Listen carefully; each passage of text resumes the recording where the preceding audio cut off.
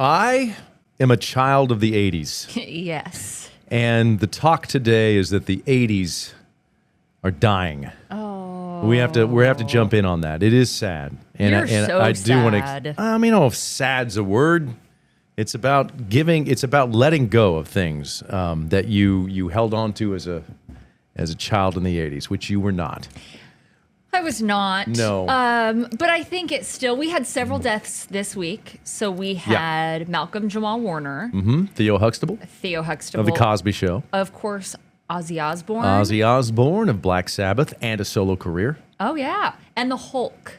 And Hulk Hogan, Hulk Hogan. the wrestler, dying today at the age of 71. Yeah. Thank you for watching. We're live on Facebook right now, and we'd love for you to chime in and join our conversation. It's a 30-minute chat. We have some fun, and we appreciate it. You can also find us, and this is what I'd encourage you to do, is to download the KSN Plus app.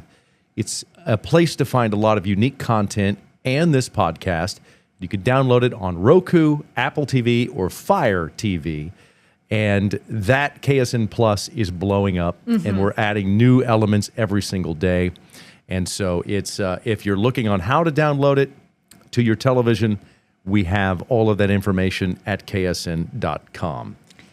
And we also have them on this little koozie here too that you don't have. Watching to see if you were going to be able to grab that off the table. That's not going to help you. And you can also catch replays on the YouTubes, the KSNW YouTube page. The 80s. What were you doing in the 80s, Julia? I wasn't even a thought. Julia did not exist in the 80s. That's No. okay. That is okay. We don't want to, that's not about dating ourselves. But here's the thing about some of these folks who have passed away, at least for a few of them, were cultural icons, meaning that you were around when Ozzy Osbourne did the reality TV show. Yes. I think it was called, what was it called? Osbournes. The Osbournes. Yes. And then with Hulk Hogan, obviously, Hulk Hogan has been in the mainstream for up until just a few times. I mean, he was still very active in a lot of things. Polarizing figure, got political, did some other things, had a whole lot of controversy. But we're not talking about that today. We're just talking about the death of these 80s icons. And I at my age, it's almost like a piece of your childhood dies. You came in and you said, I have an idea. I want to talk about this tonight. And you said, I don't know if it'll work. Yeah. Because I was not around. No, yeah, and I don't know. Yeah, exactly. But I said, let's go for it because they do. They transcend generations. And that hits hard when you say a piece of my childhood died. Because I grew up watching wrestling every now and then. Everybody knew Hulk Hogan. Yeah. In the 80s, it was a phenomenon. People who didn't like wrestling or know wrestling, they knew Hulk Hogan. And so, I was a Hogan fan. Like, I liked the good guys in wrestling. You had the good guys, and then you had like the baby faces, what they call it in the industry, and then the heels, which would be the bad guys.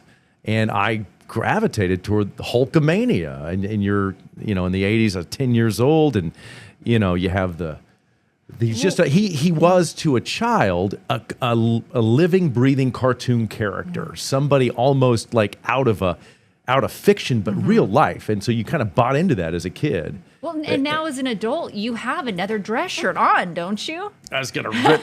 No, I thought about that. I thought that would be funny. And then that idea was quickly shut down. We said you cannot do that by a lot of people. By the professionals in the building. That idea was shut down. Was there one that you were more upset to lose? I don't know if upset's a right word. No, and I A grew up. piece of your childhood dying? Yeah, I That's think a that little was upset. harsh. Yeah, no, I don't know if it's upsetting, but it makes you, it forces you to sort of look at yourself. It's almost like a reminder of your own mortality in a weird way. And that's what it is. You're like, oh, these people don't last forever. Yeah. I watched The Cosby Show as a kid. I wasn't a huge Cosby Show fan. My family didn't watch a lot of network television, but clearly The Cosby Show was a phenomenon in the 80s. Oh, yeah. And Theo, who was Malcolm Jamal Warner, the actor who drowned in Costa Rica, unfortunately, very sad. He played Theo Huxtable. That was I identified with the kids in the show. Oh yeah, and a lot of people. It was interesting to read about a little bit about his career, and of course what the Cosby Show meant. And one thing that Time Magazine had talked about for him specifically, and it was interesting. You said something and it reminded me. You said Theo Huxtable, and then said, "Oh, his name." And our producer, who is in her 30s, the other day said Theo Huxtable.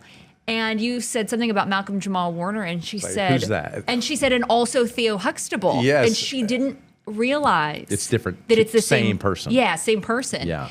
But they had talked about that people felt so connected to him that throughout the whole series, he's a little bit of an underachiever, and the dad's a doctor, and then the very last episode, he's graduating. And that people really related to that of just being a kid and trying to find your way. And, It's like comfort food, that stuff in the 80s is like comfort food, and it's still there. If you wanted to go back and watch all of that, it's different when you're an adult, but it does feel like just a part of you, a part of your childhood is gone, and you have to know, which is silly when you think of it, because that's what life is. It's all about change and moving forward, and everything changes. It's a funny thing about change. Years ago, I did a story on a woman who was in a assisted living, and they were having her birthday. Actually, I think there were 5 women in this assisted living center in Wichita, Kansas. We're got to go back 20 years. 20, gosh. And I asked her, she was like 108 or something. Wow. She was 105. And I said, what's this? The TV. Quintessential question. The TV reporter's like, what's the secret to a long, happy life? And, I'm expecting like she might say, I smoke cigars every day or something great. But she said something that stuck with me for all of these years. And it's something that I didn't quite grasp at that 20 age, years ago. Yeah.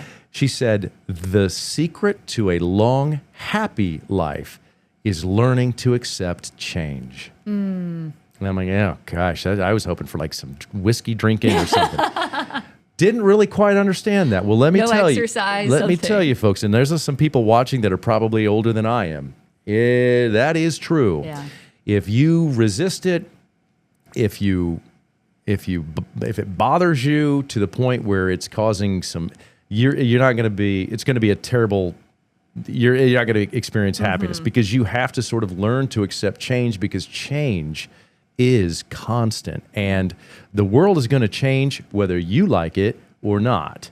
It's going to change, and so you can either be tense and angry. I'm never going to, or you could just I'm not saying it. You accept everything.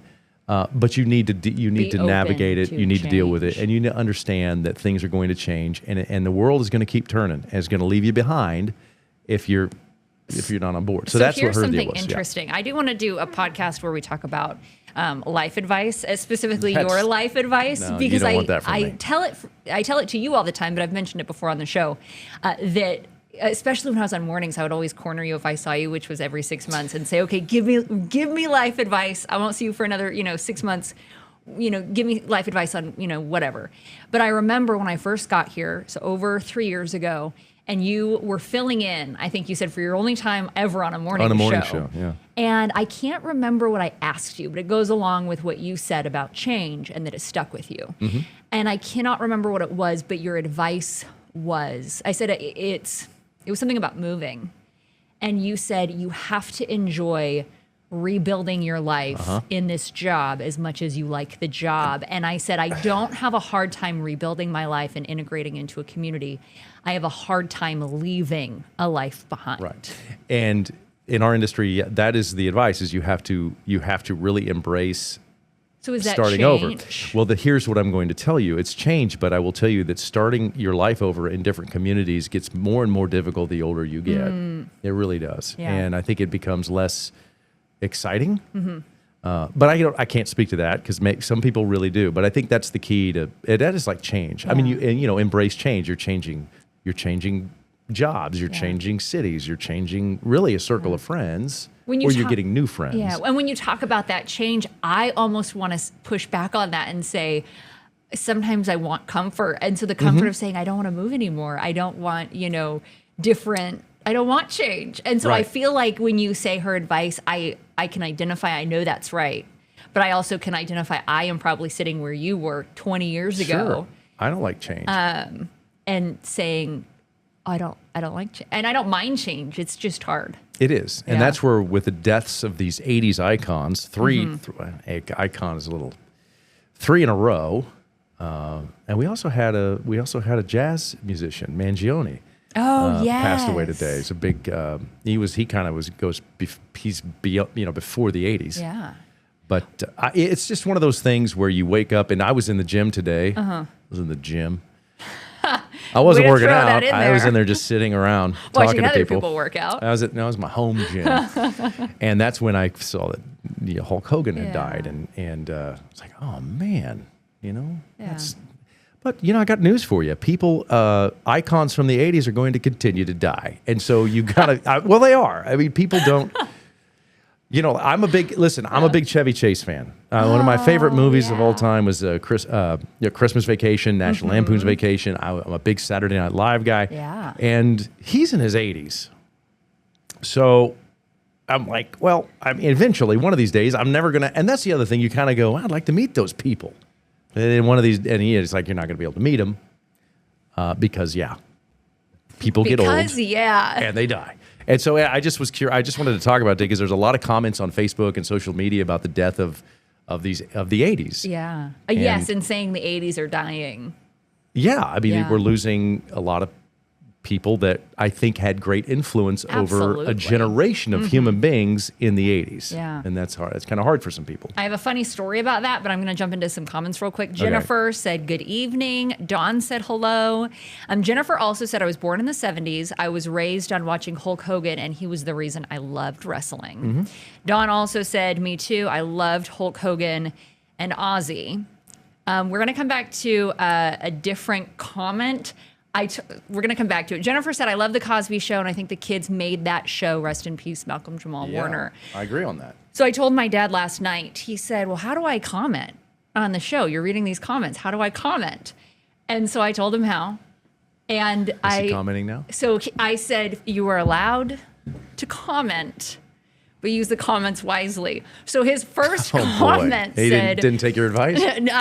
I'll let you be the judge. First comment, you're a kid of the 80s. Did Jeff have a mullet? I am imagining it. I did. You have told Lisa and I that you have. We've asked for photo proof, and you go, it's hard. It's hard to find. There might be, but what I had to be more specific about my mullet, which is really cool, it wasn't the Joe Dirt mullet. It was even beyond that. It was even better. There was a trend in the 80s, and I would have been in junior high or sixth grade maybe. The trend was, instead of letting it grow out, you'd let it grow out in the back like a mullet. So you perm. Yes. So you perm the back. That's back now. Oh, come on. Yes. That can't be. Yes, the permed mullet. Kids are doing the perm. Don't have that look. You had one. Now you're going to tell me Crocs are back. Oh, yeah. Crocs God, what is going on? They're going to get out of here. The permed mullet. Well, I did that. My mother, before she became a nurse, she was a hairdresser. Yeah. Before she got married to my dad, and so she permed. That's a cool mom move. And my brother had a massive mullet, and as his little brother, I'm like, ooh, I want that. That's cool. Yeah. It's not. It was not cool, and I didn't look good in it. So yes, I did have the permed mullet. I am still hoping that somebody from campus will I'll find the picture. Okay, find the picture. Very difficult to find photographs from that era for, I think, a lot of people, because let me tell you something, as photographs cost money back then. They still kind of cost money, got it on the phone, but different though. You mean that you had to buy the camera, and then you had to buy the film, and then you had to pay to get the film developed. So people weren't wasting pics. Yeah, I've seen those in museums. Yeah, I'm kidding. So when you took a picture, it was valuable, and I'm assuming back then they were like, no, none of the adults were like, we're not taking a picture of this kid, this junky baby. hairstyle. This is disgusting. Yeah, he doesn't want to see look like this baby in a couple of years. Terrible his haircut is. I'm not wasting film on that. So I'm going to try to find the picture. I'm sure there's one that exists, but it would be difficult because the perm's in the back. So the only evidence would be if I were like flowing it, turned, or if it was a picture from the back. I don't know. Karina said, I'm a 90s kid, so I watched some major 80s shows, movies, thanks to my parents. So I agree. I think all of us, a majority of us, watched reruns, especially of The Cosby Show. Now, I know Hulk Hogan and Ozzy Osbourne because they both had reality TV shows. They did. And here is the, I think the funny part of it. I was not allowed to watch those shows. And so they were behind like the lock screen on the TV. We couldn't watch MTV. We couldn't watch, like the shows we could watch were very limited. Okay. But we would bypass the parental lock and watch Your some dad's of them. watching, man. I know, What are you don't tell doing? mom. But we would. So we watched Hulk Hogan Knows Best, and we watched Ozzy Osbourne.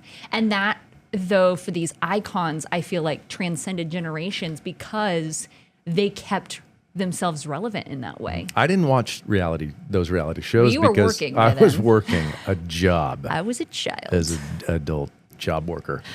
And I've seen clips. But Ozzy was, as somebody who likes sports and grew up playing sports and lifting weights, a lot of Ozzy's music, even with Black Sabbath, you play in the gym, you play in your play on the speakers. And actually, when I was, this is odd, today in the gym, I thought, I'm going to do a little Ozzy. So I got an Ozzy playlist, and that's when Hogan died. Yeah. So I'm listening to Ozzy Osbourne because he passed away.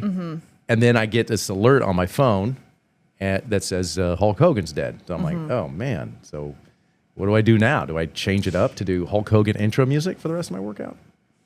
I don't know if that's bad luck for somebody else. The Cosby theme is not a good workout song. No, So it's like, you might stick to Black Sabbath. okay, that's a good Yeah. idea. Well, I got to be honest with you. I like a few of their songs. I like two. And then I started listening to the playlist. Like, that's why The I wasn't only a huge one you Ozzy know fan. is No More Tears. I know Iron Man. I don't believe that because you've been singing everybody- No More that's- Tears.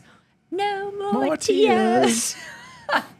And I will I can't. purposely sing it like really off key because No, you're you on are fire. singing it. So then I think, I'll sing it back to him. But I'll tell you the sick part. I'll let you in on. So we were literally having this conversation yesterday after Yeah. Ozzy Osbourne passed away. We'd had the discussion of who is In the next newsroom. because they're, They come in threes. They go in threes, celebrities, and somebody threw out Dick Van Dyke, and there was like, no, like he needs to. He's 100 years Yeah, old. We not love him. DVD, and DVD, you just made that up? Dick Van Dyke. Yeah. No, DVD. It works. That's not a cultural thing. No one else No. calls him DVD. No, what are you talking But about? it will catch on. The DVD show, the best of DVD and Mary Poppins. Yeah. I mean, it's catchy. Too It bad. is. I also said maybe the next would be Crocs. We could kill Crocs off. But you told me they're back, like the perm. Oh, yeah, for sure. That stuff should die. I was here for the permed mullet. I'm not going to lie. I was totally here for the permed mullet. What do you mean? You like I it? liked it. Okay. I That's kinda liked the weird. perm mullet. I will stand by that. Now, there's some Julia fans out there. Don't go running the hairstylist to get yourself a perm mullet right now. That would be just a bad idea. You can meet them on the street. They look. You know what? Let's have coffee. I got the perm mullet. Okay. I once, my first boyfriend in high school, Okay. for football every year, they would all do something. They would all color their hair. Cool. And so he said, well, what color should I do my hair?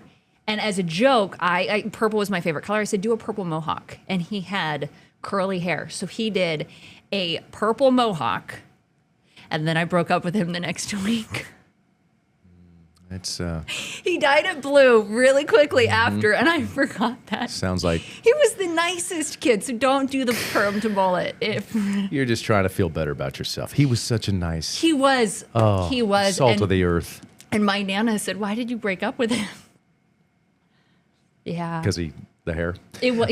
Well, there's a team. And I don't know if they still do this. Somebody correct me if I'm wrong. This is going to be a tangent that very few of you are going to understand. But McPherson High School, when I grew up, I went to campus high school. We played McPherson. They were basketball juggernauts, and the team always had the same haircut. And it was like yeah. a little hair on top, and they'd shave like their Oh, whole like- around yes. here, and they'd have a little hair. And if you were on the varsity team, That's what you had. you had to have it. And so we're playing these guys, and we're like, "Whoa, their hair!" and then they destroy us. They'd crush us. Also, that builds Builds what? charisma and character, and like that's a confident dude to. Yeah, and not. rock I got to that. be honest. A lot of them that were really good. The hair didn't.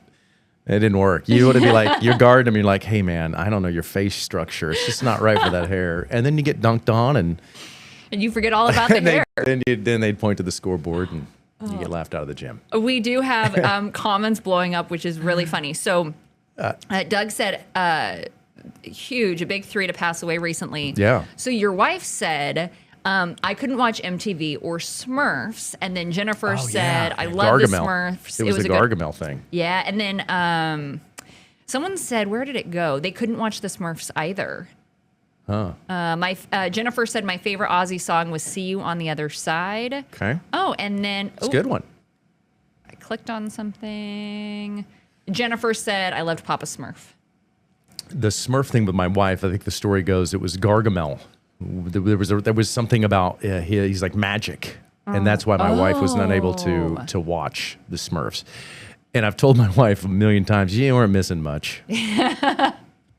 I watched the Smurfs. Yeah. Up until a few years ago, and now And now you have all of them on DVD. Not to be I've confused with Dick moved Van on Dyke. moved on to Rick and Morty, which, by the way, yes. parents, you shouldn't let your kids watch Rick and Morty either. You have Rick and Morty socks. I do. I'm wearing some right now. Are you really? That's Mr. Meeseeks on there. I don't watch Rick and Morty, so I didn't recognize the character. It's my guilty. We were going to do a podcast on guilty pleasures, Yeah. and Rick and Morty, offensive, toilet humor. That's my guilty pleasure. Is it? I think it's very smart, but it's also, I can understand why a lot of people would watch it and go, this is trash television. And, Yeah. and maybe it is. I don't know. I think that's a. That's the only really, I don't have a lot of shows that I You watch. you love movies, and you're going to say I'm a movie. no. No. Okay. I like movies. I do. I'm kind of a movie. My wife will tell you this. I like when I'm watching a movie now, I will, during the movie, look up facts about how the movie was made. Yes. And if there was like production facts and all that kind of stuff. Yeah. I try to avoid reading the plot, though. I don't want to know how the movie that's- ends. Although yeah. I've done that before. Plenty of I times, got I'm in trouble sure. doing that. Yeah. Sometimes I just want to know. I'm I like, will hey, look it up. just so you know that he dies. Yeah. You know, I hate, Don't get too attached to the Don't dog. get too attached to the dog. He gets killed in the third act. If it's got a dog in the movie, I will look it up. I Okay. will not be surprised by a dog death. Well, I would recommend Old Yeller for you, and Where the Redford Grows. Those Yeah. are two movies that Those I would. won't scar you at all. I would give you. They're great, happy endings. Remember, the Old Yeller runs off into the sunset, and they give him a treat, and he On a rolls over. family farm. Yeah, Jennifer wants to know, do you remember Fragile Rock? yeah. Fraggle Rock Fraggle Rock, which means... means you never watched. I did not know. Fragile Rock never made it. It was a concept, and it was just too flimsy, very fragile. But Fraggle Rock was another show that I watched quite a bit when I was a kid. I watched a lot of Nickelodeon, a lot of You Can't Do That on Television. Yeah. I watched a lot of stand-up comedy when I was a kid. I'd watch the HBO Young Comedian specials they would have on all the time, and then I would, when I was really young, I'd tape that stuff Yeah. and get all those jokes and then go to school and tell jokes to like crowds of people in the passing halls. And they would think, Wow, he's wow, so he's witty. such a good comedic writer. Just literally ripping off You stole. every comic that I was, yeah. But that's kind of the TV that I watched. And then the Cosby Show. And, I was back before this Bill Cosby, there was a different,